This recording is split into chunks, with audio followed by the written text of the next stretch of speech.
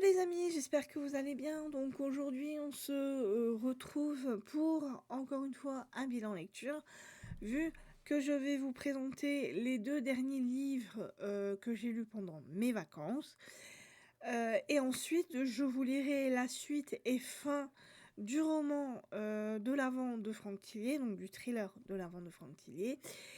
Et puis c'est tout, voilà. Et demain je vous referai une vidéo, mais cette fois-ci ça sera pour mon bilan de l'année 2025 que je vais préparer tout à l'heure, où je vais vous parler de tous mes livres lus, du nombre de pages que j'ai lues, je vais vous parler du nombre de genres que j'ai lus, je vais vous parler de mes nouveaux auteurs que j'ai lus aussi l'année passée, et puis de mes objectifs 2026, même s'ils sont pas vraiment extraordinaires.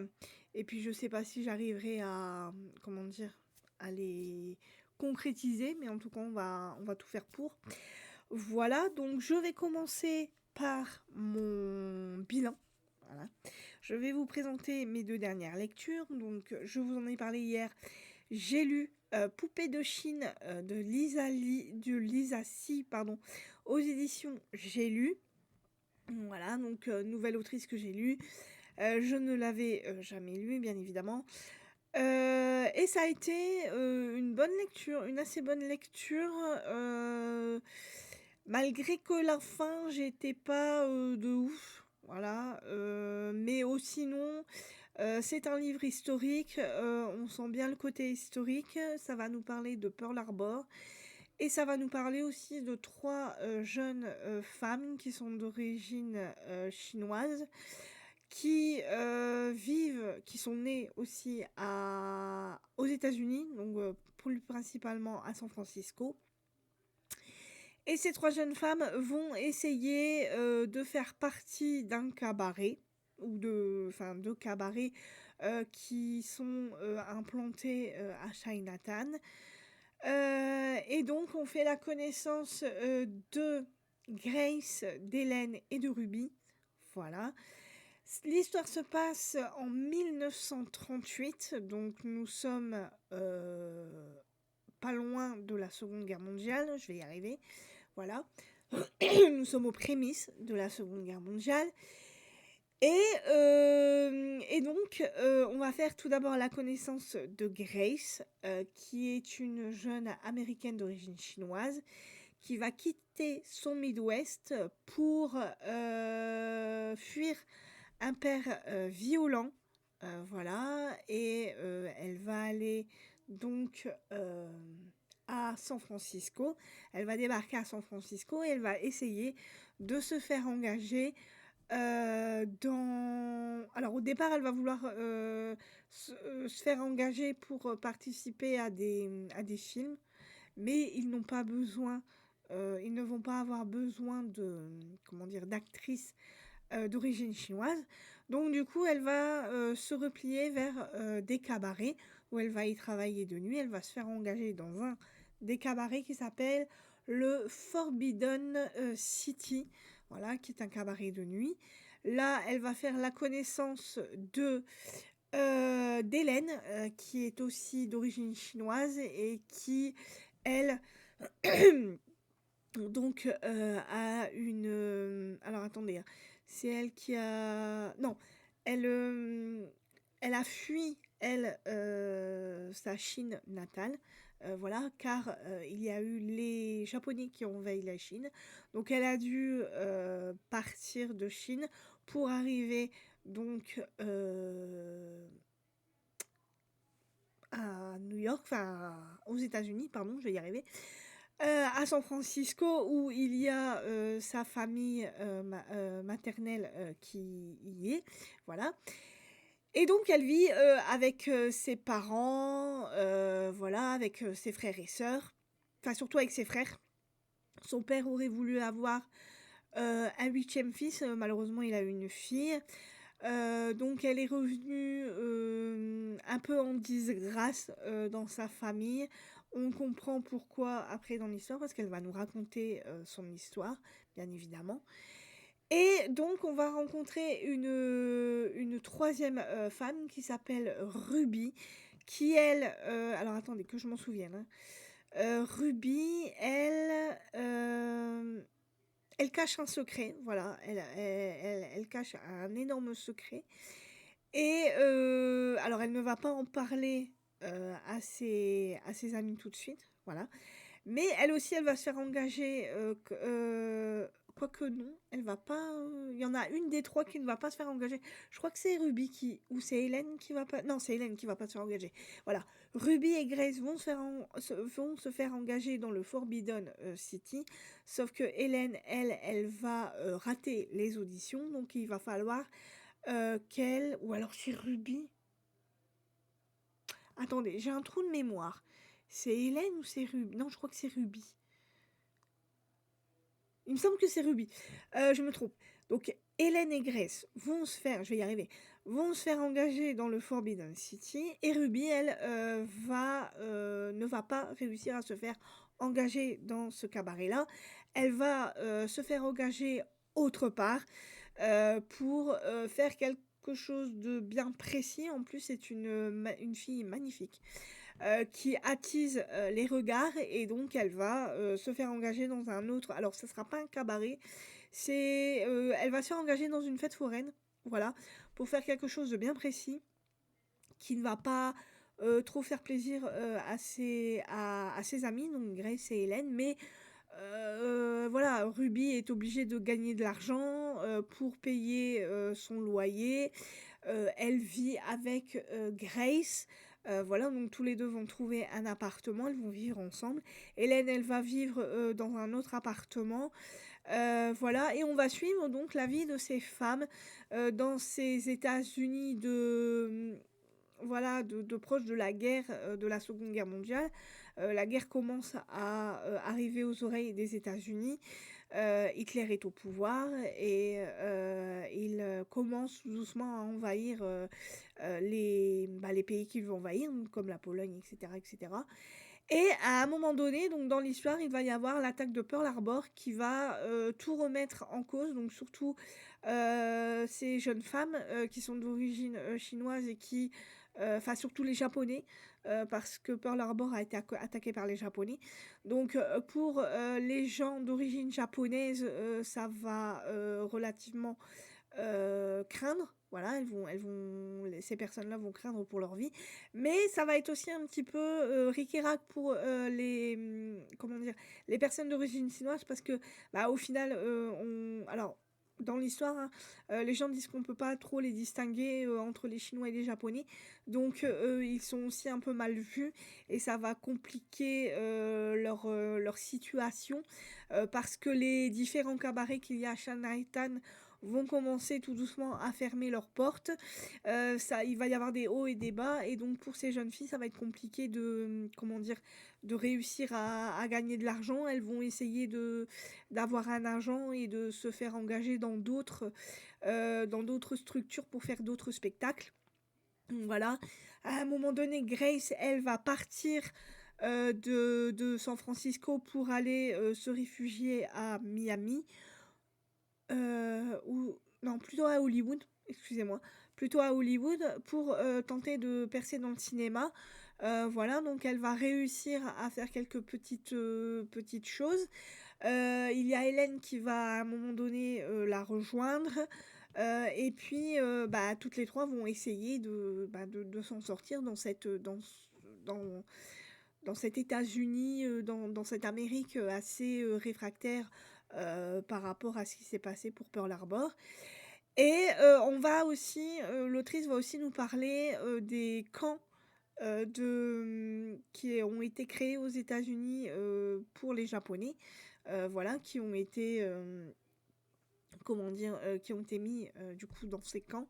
Voilà, donc on va vivre aussi la vie de certaines familles japonaises qui vont être internées dans ces camps malheureusement par rapport à ce qui s'est passé à Pearl Harbor. Hein. On essaye de comment dire réguler comment dire l'immigration surtout des asiatiques.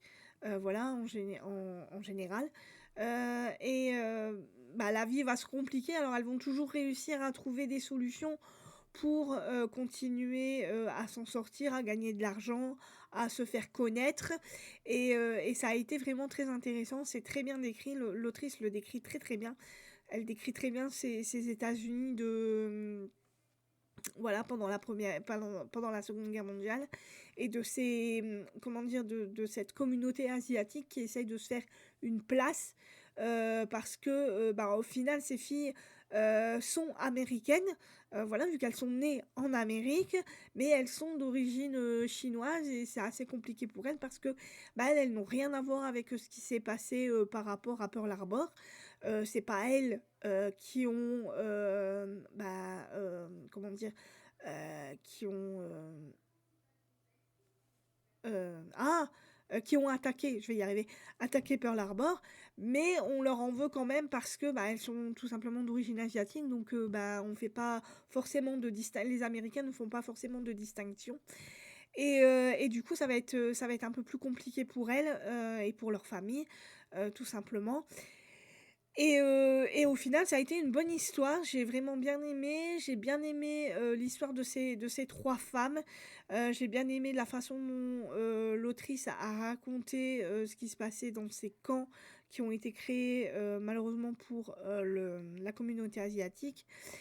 Et même les décors, on s'y croirait. Elle le décrit très très bien. Elle décrit très bien cette Amérique, que ça soit à San Francisco, à Hollywood, où les cabarets, où se produisait donc cette communauté, et qui était, comment dire, très appréciée. Voilà, quand ils travaillaient dans ces cabarets, ils étaient très appréciés des Américains pure souche. Voilà. Et puis voilà, ça a été une assez bonne lecture. Il y a que la fin, que j'ai trouvée, assez, plate par rapport au reste. Voilà, il y a des bonnes petites révélations, qui nous sont faites. Et puis on se rend bien compte, que la vie n'a pas été, attendez, excusez-moi, j'ai mon nez qui coule. N'a pas été, évidemment facile, pour elles, et elles réussissent toujours à se renouveler, à trouver du travail pour, tout simplement pour s'en sortir, et pour nourrir leur famille. Elles ont toutes les trois histoires bien différentes, trois passés bien différents, entre Grace qui, elle, a fui son père, qui était, comment dire, maltraitant, qui battait et sa mère et Grace. Hélène, elle, qui a un passé beaucoup plus terrible que les deux autres, et au final, on comprend comment dire, sa façon d'agir, parce que vous verrez dans l'histoire, mais voilà, et Hélène est un personnage encore plus mystérieux que les deux autres. Et Ruby, elle, grâce à sa beauté, elle va toujours réussir à s'en sortir. Mais elle aussi cache vraiment un lourd secret, et ça va avoir des conséquences sur sa vie. Mais elle va se battre pour s'en sortir, et ça a été vraiment une belle histoire. Dans l'ensemble, j'ai bien aimé. Ça n'a pas été un coup de cœur, mais voilà, la plume de Lisa Si se lit très bien. Elle raconte très bien son histoire. C'est des chapitres qui sont... Alors, il me semble que c'est des chapitres qui sont relativement courts. Et pour chaque chapitre, c'est le prénom d'une des filles. Donc, on va commencer avec Grace. Je vais vous le faire voir. Il y a 4 parties dans le livre, voilà, qui font partie des périodes. Voilà, on commence en 38, en octobre 1938 pour la première partie, on l'a fini en juillet 1940, et après c'est etc., etc. Donc là, le premier chapitre, c'est Grace, vous le voyez, et après ça sera Hélène, et après ça sera Ruby, et on continue comme ça à chaque fois. Donc dans l'ensemble, ça va, les chapitres se lisent très bien, et l'histoire est vraiment intéressante. Voilà. dans l'ensemble, j'ai appris pas mal de choses quand même. J'ai bien aimé la façon dont elle racontait, les choses et puis on voit aussi, ça j'ai oublié de le dire, on voit aussi comment dire? Que ce soit les Chinois ou les Japonais, qui ont, hommes, hein, les Chinois ou les Japonais hommes, qui eux, bah, se sont battus pour leur pays parce que même s'ils étaient, pour les Japonais internés dans des camps, ils, se faisaient, ils, se battaient quand même, pour les États-Unis. Donc, ils étaient enrôlés, voilà, je cherchais le mot. Ils étaient enrôlés dans l'armée, ils étaient obligés de s'enrôler dans l'armée pour prouver que, voilà, ils voulaient défendre vraiment l'Amérique, le pays où ils étaient nés. Donc, ils voulaient prouver qu'ils étaient plus américains que japonais et qu'ils aimaient, l'Amérique, tout simplement. Et pareil pour les Chinois, eux aussi s'enrôler dans l'armée, oui, il y a beaucoup d'hommes, qui se sont enrôlés, dans l'armée et qui ont malheureusement qui sont revenus ou pas. Il y a aussi beaucoup d'hommes qui ne sont pas revenus, et il y a eu beaucoup de morts, hein, pour cette guerre et voilà. Donc Poupée de Chine, de Lisa, Si, pardon, aux éditions, J'ai lu. Je vais y arriver. Le deuxième et dernier livre que j'ai lu pendant ces vacances, que j'ai alors commencé fin du mois de janvier. On était vraiment à la limite de voilà, j'ai cru que j'aurais pu le finir. Je pensais le finir avant la nouvelle année. Malheureusement, je n'ai pas réussi. Donc je l'ai continué. C'est un livre que j'ai continué en janvier et que j'ai fini début janvier. Donc voilà. Donc j'ai fini mon année avec ce livre et j'ai commencé mon année avec ce livre. Donc, ce livre, n'est autre que Reine Rouge, donc qui est le premier tome d'une trilogie, je vais y arriver, de Juan Gomez, alors Jurado, je pense que ça se dit comme ça, ou est-ce que ça se dit Jurado? Je ne sais pas. Aux éditions donc Pocket. C'est un thriller, nous sommes à Madrid, où on va faire la connaissance d'un flic qui s'appelle John. John, Guterres, voilà. John va être dans une mauvaise posture. Il va pratiquement se faire virer de la police à cause d'une grosse bourde qu'il a fait. Mais pour rester dans la police, un homme va lui proposer un marché. Voilà, il va lui demander d'aller chercher une femme, donc Antonia Scott, qui est très spéciale et il va demander à John d'aller la chercher pour résoudre une affaire qui est elle aussi très spéciale.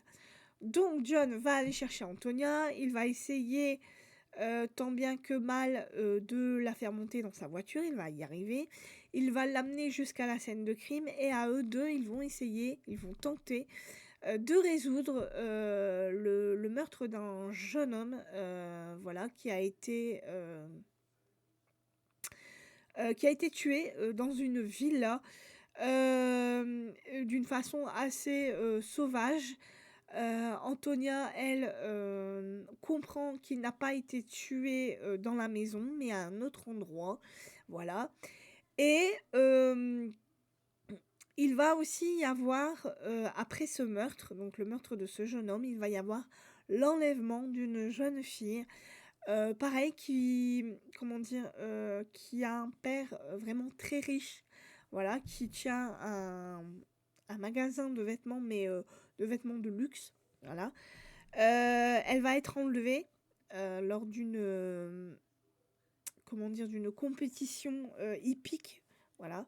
Elle doit amener son cheval dans l'hippodrome, voilà, mais en chemin, en fait, il y a un homme qui va tout simplement et tuer le cheval et tuer l'homme, le conducteur du camion qui transporte le cheval.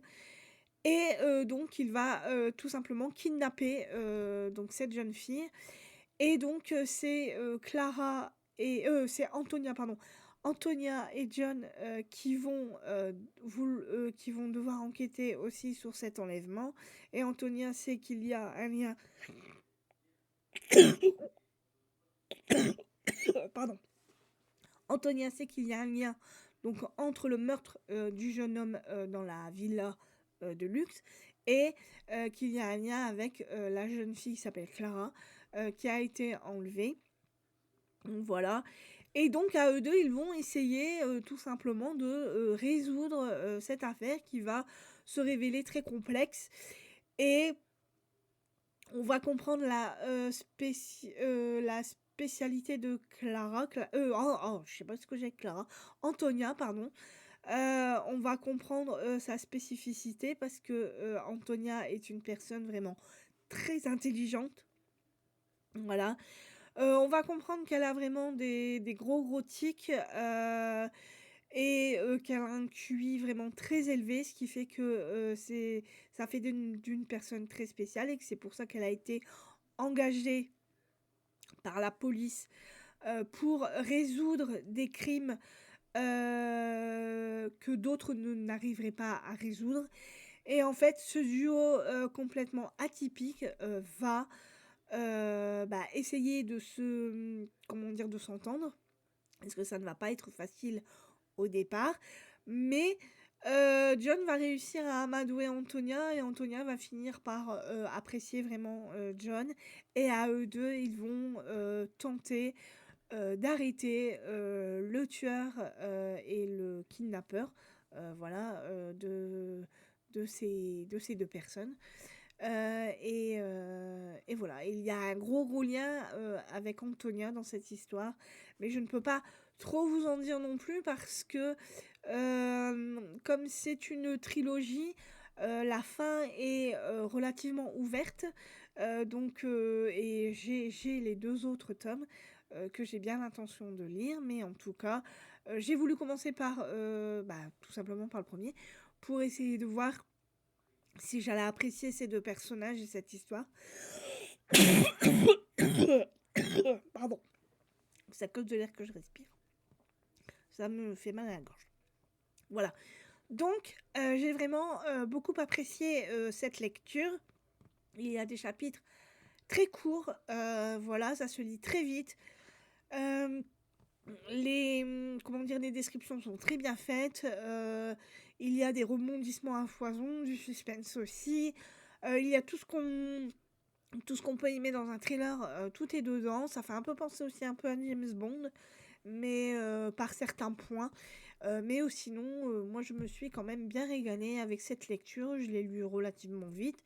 Alors pareil, ce n'est pas un coup de cœur, mais toujours est-il que ça reste quand même une bonne lecture et j'ai vraiment beaucoup apprécié. Voilà. Donc si vous aimez les thrillers, si vous aimez les thrillers à suspense et rebondissement et que vous aimez les duos un peu atypiques qui essayent de résoudre des meurtres tout aussi atypiques, n'hésitez pas car c'est du très bon. Voilà. Donc Reine Rouge de Juan Gomez Rurado. Alors je sais pas si on dit rue ou jus Rado, mais bon. Voilà, aux éditions Pocket.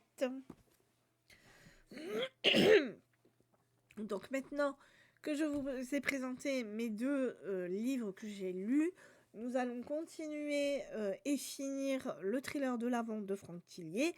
Donc je vais de ce pas ouvrir le 22 décembre pour que nous continuions l'histoire de Naël. Alors, attendez. Hop. Je vais essayer de me faire de la place.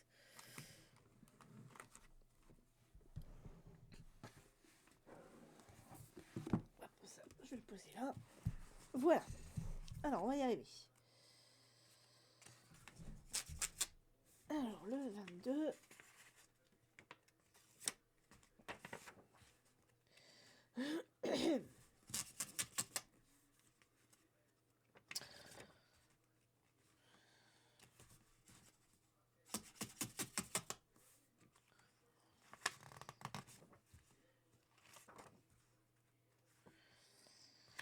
Voilà, donc le 22, c'est ouvert et on y va pour la lecture. Donc, minuit. Grâce aux indications du plan, Naël a pu se rendre à vélo jusqu'à un bunker derrière lequel se cache un chemin qui s'enfonce plus encore dans l'infinie forêt. Réfugié dans le vieux bloc de béton de la Seconde Guerre mondiale, il a alors attendu le changement de date avant de lire un nouveau chapitre. Donc là, on a la chambre de Naël, hein, toujours. Ça commence toujours avec son lit. Et là, ici, donc, on a Naël sur son vélo. Décidément, aujourd'hui, j'ai du mal. Donc là, c'est le roman maudit. C'est la page du 22 du roman maudit. Et c'est parti. Je m'appelle Léo Lacan, j'ai 14 ans. Je suis prisonnier, je compte les instants 3 jours avant Noël et je suis seul ici. Une chambre sombre, mon espoir endormi. Il m'a pris, le mal. Cet homme sans visage, son rire glacé, hantait chaque image. Je sais qu'il va bientôt me tuer. Je le sens dans sa façon de me regarder. J'aurais voulu voir une mer infinie, plonger mes pieds dans le sable, sentir la vie. Courir sous la pluie, crier sans raison, me perdre dans la foule, goûter à l'abandon. J'aurais voulu aimer d'un amour fou, dire à cette fille de ma classe « je t'aime » et voir si c'est doux, sentir un baiser voler ma peur, juste une fois sentir battre mon cœur. J'aurais voulu rire jusqu'à en pleurer, faire des erreurs, tomber, recommencer. Gravir une montagne, toucher les étoiles, laisser le soleil caresser mon âme. J'aurais voulu une dernière fête, un sapin, des guirlandes, des amis à perdre la tête. Échanger des cadeaux, chanter des chansons. Pardon. Entendre joyeux Noël dans chaque maison.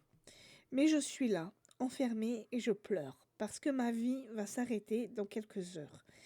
Et pourtant, même si je n'ai plus le temps, je veux rêver. Je veux croire encore un instant. Alors, si tu lis mes mots, toi qui es vivant, vis pour moi, vis fort, vis pleinement. Ne laisse pas tes rêves mourir enfermés. Et dans 3 jours pour Noël, pense à m'aimer. Donc là, vous avez tout ce que Léo a écrit. Et puis là, ici en haut, je pense que c'est lui en train de pleurer. Oui, voilà. C'est lui en train de pleurer.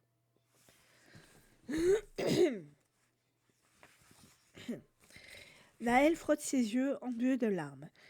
Les rêves de Léo sont exactement les siens. Il veut le sauver de tout cœur. Et peut-être même qu'ils seront amis. Ne lâche pas, Léo, tu dois continuer à te battre. Il range son livre et poursuit son périple, se convainquant qu'il aura au moins de risquer d'être repéré dans le noir. La lune lui sert d'éclairage naturel et l'aide à s'orienter. Comme indiqué, il trouve la rivière au bout d'une demi-heure de marche. Il faut à présent l'allonger dans le sens inverse du courant, sur 1 kilomètre jusqu'à atteindre le pont des Enfers. Il y arrive enfin.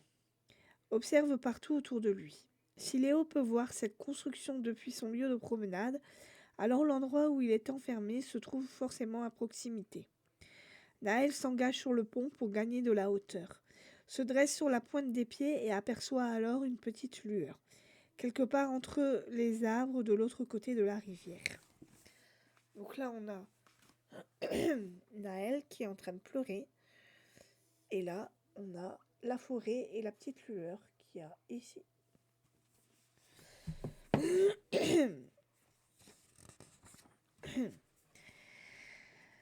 L'adrénaline gorge ses muscles. Vas-y, non, fiche le camp, d'ici.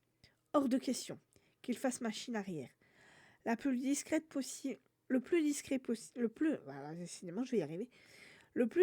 possible, léger sur la terre comme une souris, il se rapproche de la lumière qui filtre à travers les volets d'une grande cabane tout en rondin.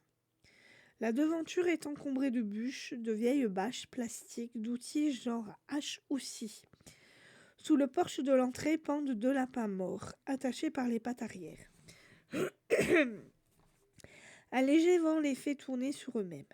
Sa bombe de poivre serrée dans la main, Naël colle son oreille contre la porte. Il n'entend pas un bruit. Que faire à présent?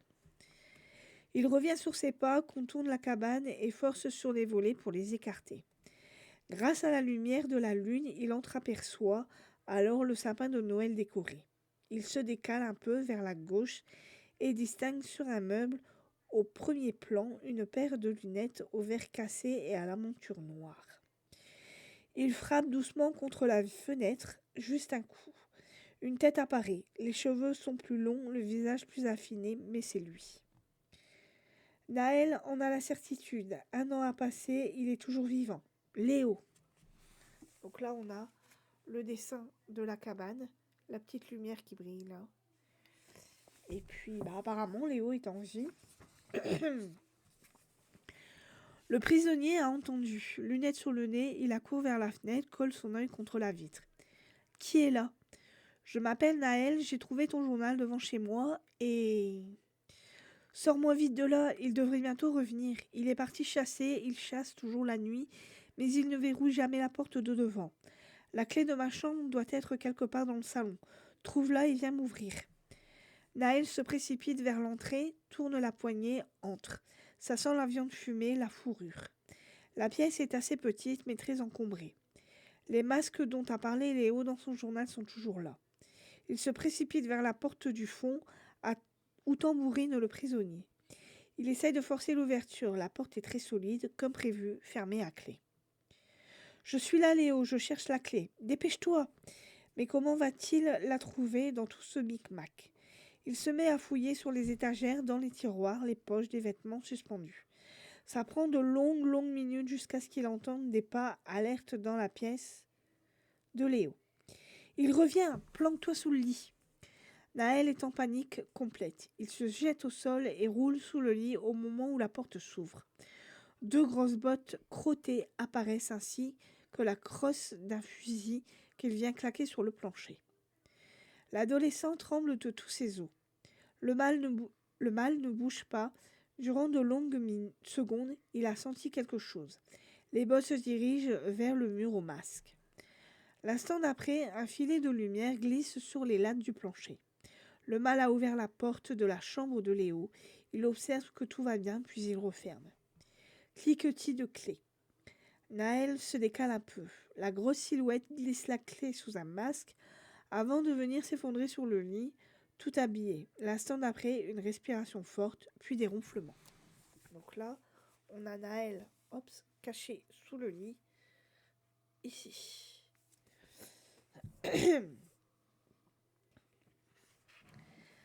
L'adolescent attend que le sommeil soit bien installé avant de ramper au ralenti, chaque geste synchronisé sur le bruit infernal qui sort de la bouche de l'aube. Une fois debout, il se fige à chaque pas parce que le plancher grince légèrement. La distance jusqu'à la clé lui semble interminable. Enfin, il la récupère sous le masque et les dents serrées la tournent dans la serrure. Léo se tient juste derrière la porte avec un journal dans la main. C'est le même que celui que Naël a dans son sac, mais la couverture est de couleur différente. Il échange un regard sans un mot, assis face à face. Naël a un étrange sentiment, comme s'il connaissait Léo depuis toujours. Évidemment, il y a le fait qu'ils se ressemblent, mais sa sensation est d'un autre ordre, comme s'ils étaient chacun une partie de l'autre. Il ne sait pas comment l'exprimer autrement. Ça y est, tu m'as enfin retrouvé, lâche Léo. D'un coup, ce dernier tire sauvagement son sauveur vers l'intérieur et le propulse vers le fond. Naël chute à la renverse, il ne comprend pas ce qui se passe. Léo disparaît dans l'ouverture, le bruit de la clé. Naël se rue contre la porte. Non! C'est verrouillé, il tambourine de toutes ses forces. 10 secondes plus tard, la porte s'ouvre de nouveau. Une masse dans l'embrasure, des yeux jaunes et des rangées de dents pointues. Le mâle. Derrière lui, Léo est là, debout, des larmes coulent discrètement le long de ses joues. Alors là, j'ai du mal à comprendre. Donc là, on a Naël, et là, on a Léo. Donc c'est 2 jumeaux, en fait. C'est... Ouais, alors je sais pas... Et là, nous arrivons donc le 23 décembre. Alors là, on me l'a jamais faite celle-là, le coup des deux jumeaux. Mais à mon avis, il va se passer autre chose. Je sais pas quoi, mais il va se passer autre chose.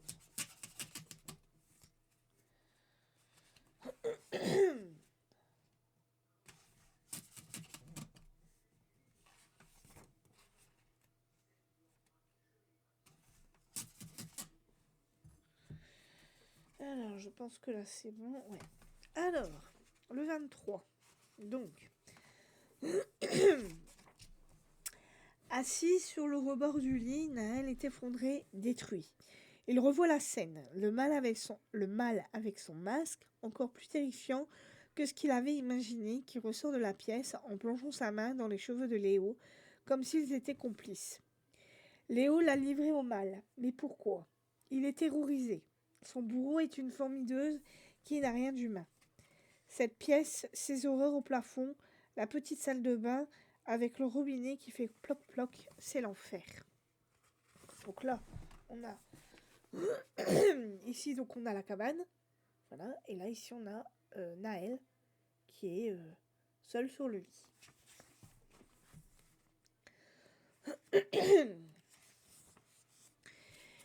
Mais heureusement, il ne va pas rester enfermé ici bien longtemps.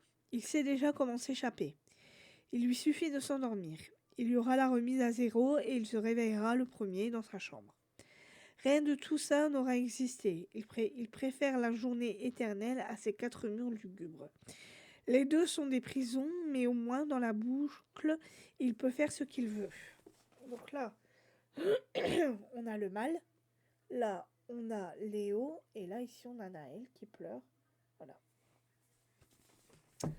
Donc, il va ouvrir le journal du 23. Le monstre a pris le sac avec ses affaires, y compris la bombe au poivre, mais il lui a laissé le livre maudit. Ce fichu bouquin à l'origine de tous ses malheurs. Sans lui, Naël ne serait pas enfermé ici. Avant de sombrer dans le sommeil, il veut comprendre. Il défait le fil de l'ultime chapitre. Donc le 23. Donc là on a Naël et là ici on a le 23 décembre.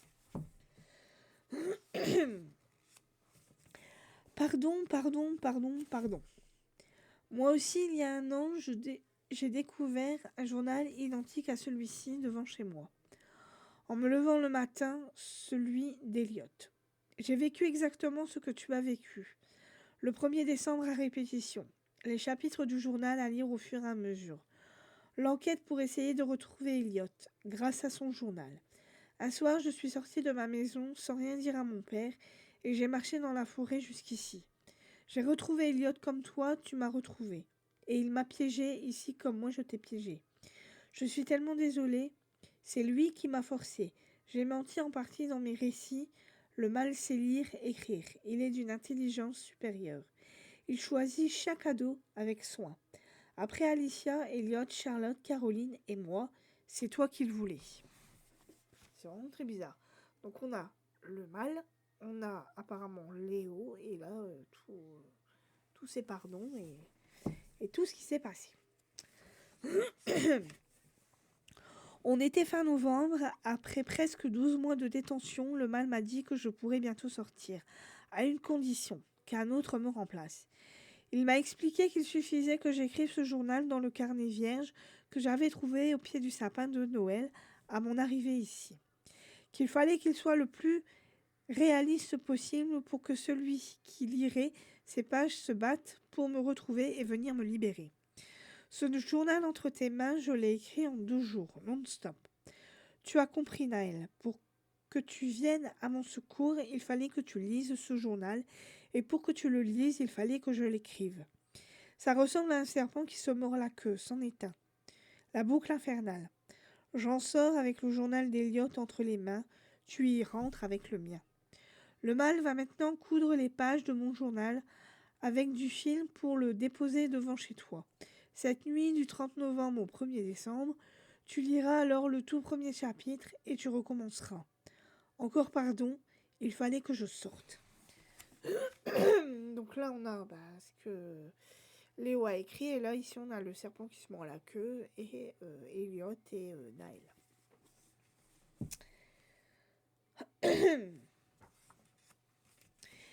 Naël referme le journal, les larmes aux yeux. C'est un enfer. Léo s'est servi de lui, il l'a piégé en beauté. Tout est embrouillé dans sa tête.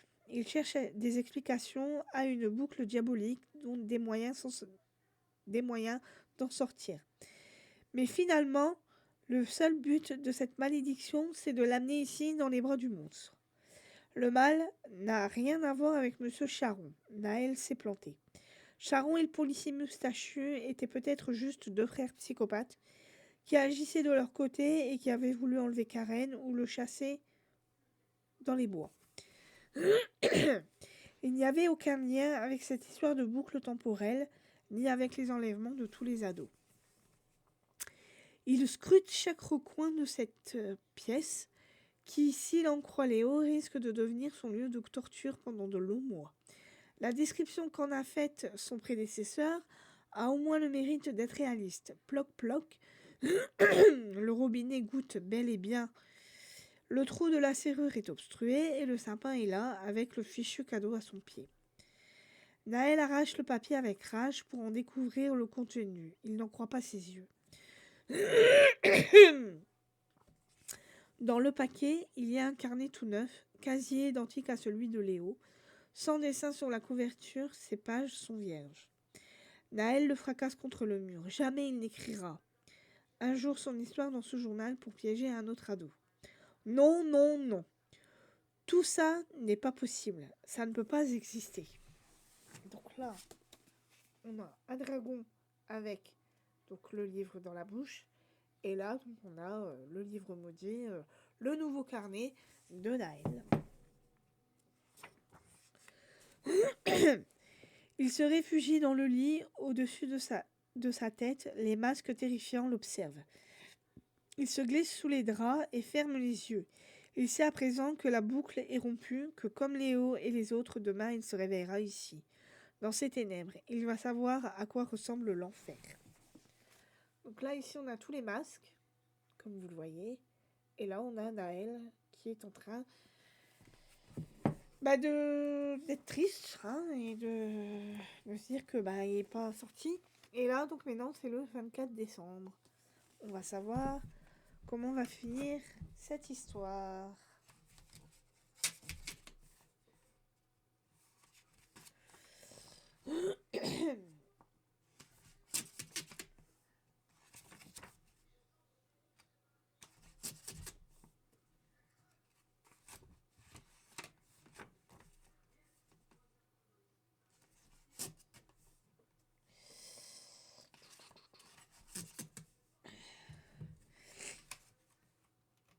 Et voilà. Alors, le 24. Naël ne bouge plus, encouconné dans les draps. Il attend que le sommeil vienne et l'emmène loin de sa prison. Au moins le temps d'un songe, mais il est encore trop terrorisé pour pouvoir s'endormir. Le masque du monstre danse sous ses paupières. Il perçoit encore sa respiration dans le creux de son oreille. Il en est certain. Cet être abominable va le hanter 24 heures sur 24. Il le harcèlera la nuit dans ses cauchemars. Et le jour dans la réalité. Au fil des minutes, ses pensées s'en mêlent, sa respiration ralentit, il perçoit les battements lents et lourds de son cœur. Donc, on a la cabane et on a le masque du monstre. Ah, Justine, là.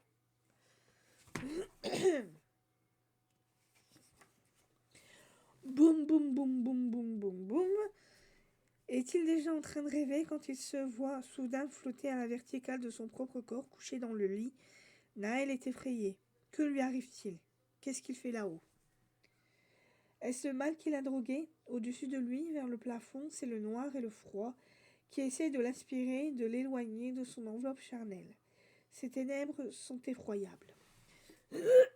Donc là, on a Naël, son corps, et là, on a ce qu'il voit. Il se voit au-dessus de son lit avec les masques là qu'il y a. Naël a l'impression que des doigts l'agrippent, mais il refuse de se laisser emmener. Il veut retrouver son corps et la lumière. Alors, de toutes ses forces, il se débat dans l'air, agitant les pieds et les mains pour s'orienter vers le bas. Il éprouve une sensation épouvantable. Il descend, effectivement, mais quelque chose de puissant le tire de l'autre côté. Des présences invisibles, malfaisantes, veulent l'emmener avec elles dans l'obscurité. Donc là, on a les bras et là, on a Naël qui essaye de se défaire de cette emprise. Naël redouble d'efforts et au terme d'une lutte acharnée, il atteint le lit. Il parvient à retrouver son corps, à entrer en lui. Il sent soudain une intense chaleur. Il n'est plus dans un rêve à présent, il le sait. Non, il est bel et bien réveillé, toujours en position allongée dans le lit. Ses yeux sont encore fermés et il a peur de les ouvrir, peur de découvrir les bouches tordues au-dessus de sa tête et les murs de sa prison. Pourtant, il n'a pas l'impression de se trouver dans le même environnement. Il y a cette chaleur et ce bip régulier qu'il perçoit très distinctement. Dès qu'il est à l'hôpital. Ce même bip qu'il entendait quand il était au chevet de Mathis à l'hôpital. Il remue la tête, sent de l'agitation autour de lui, tente d'ouvrir les yeux, mais ses paupières sont encore trop lourdes. Pourquoi est-il incapable de bouger? Les voix résonnent de nouveau, elles sont là, juste au-dessus de lui. Il est réveillé. Docteur, docteur, il est réveillé. Allez, Franchard, reviens-nous. Ses intonations, sa mère, son frère, Naël a l'impression de se battre contre son propre corps. Il met toute son énergie à enfin soulever ses paupières. Voilà. Donc là, on a Naël qui, à mon avis, est à l'hôpital. Et je vais y arriver, Justine. Et là, on a son frère et sa mère.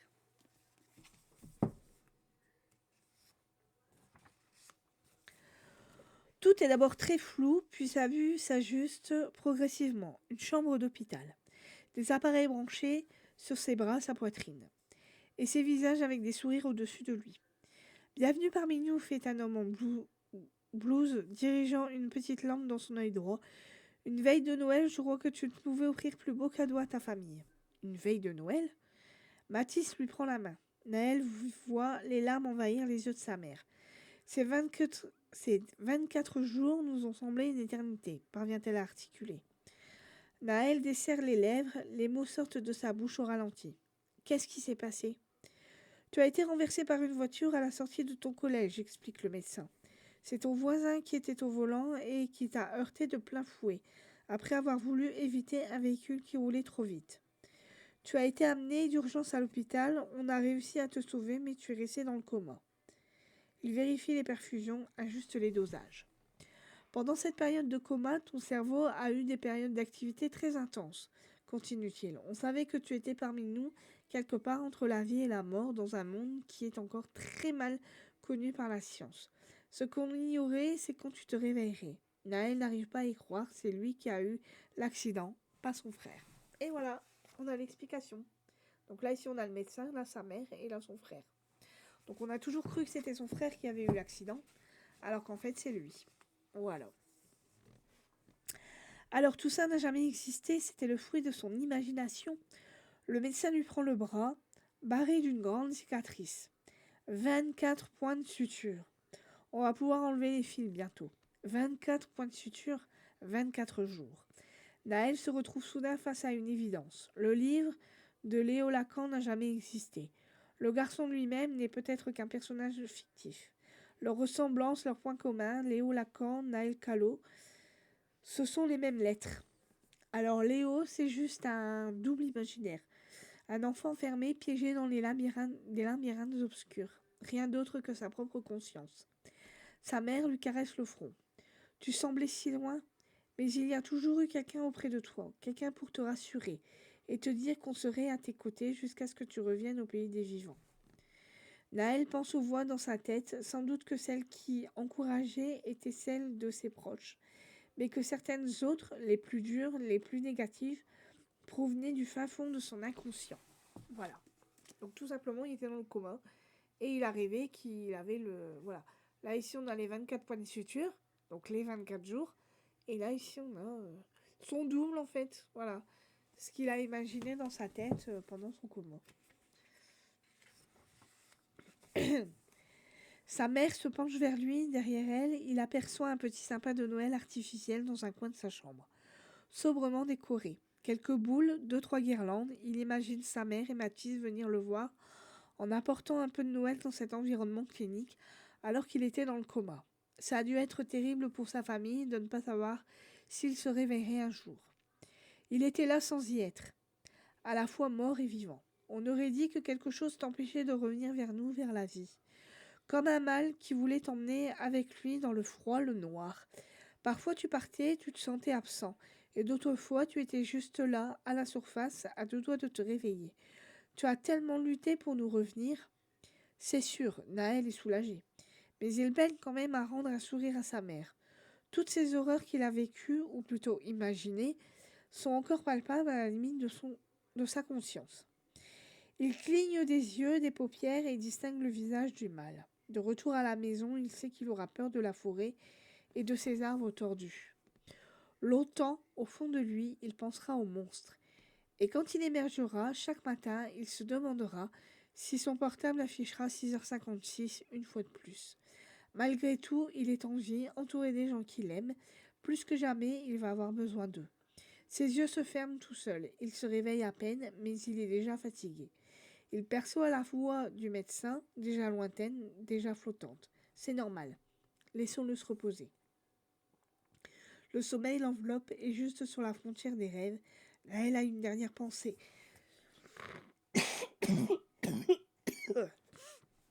Pardon. Il se demande où il se réveillera quand il rouvrira les yeux.